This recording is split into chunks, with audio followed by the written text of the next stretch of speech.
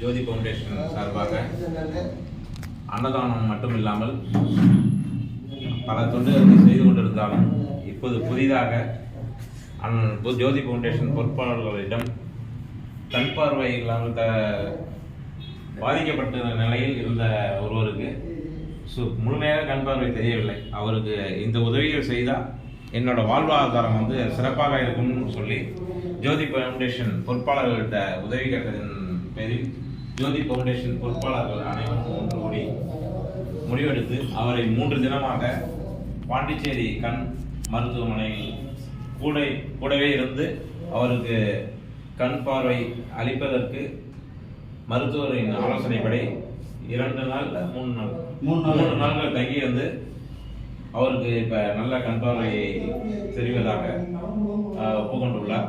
மேலும் 28, 24ஆம் தேதிக்கு மறுபடியும் செக்கப்புக்கு வர சொல்லியிருக்காங்க.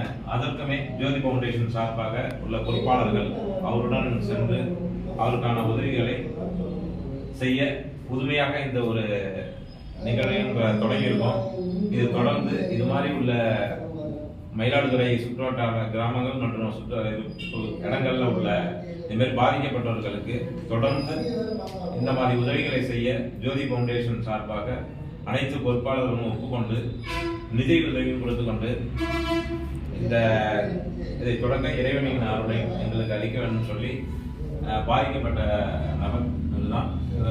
இவருக்கு இப்போ நல்ல ஒரு மேலும் எந்த உதவியாகவும் செய்தது ஜோதி ஃபவுண்டேஷன் காத்து கொண்டிருக்கிறது.